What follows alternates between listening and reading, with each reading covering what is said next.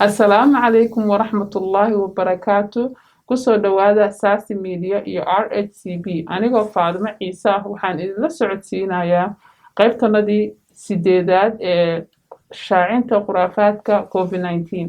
Dr. Shaafici, waxaan xirtaa maaskiga si aan u ilaaliyo naftayda iyo ehelkayga iyo bulshada aan ku dhex noolahay. Marka xirashada maaskiga ma naga ilaalinayaa cudurka COVID-19-ka? Waxaa run ah in xirashada maskarada ay yareynayso faafitaanka cudurka COVID-19. Waxaa jira dad badan oo bulshada ka mid ah oo qaba COVID-19 oon astaamo dhan lahayn. Marka waa muhiim in qof kasta xirto maskara soon cudurkan u sii faafin. Dr. Shaafici, waad ku mahadsan tahay su'aalaha noo bayaanisay oo aad nooga jawaabtay maantay.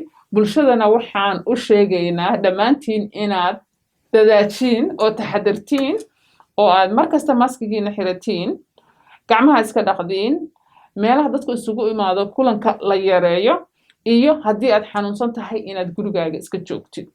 Sidaa iyo nabadgelyo iyo kulan dambe oo wacan.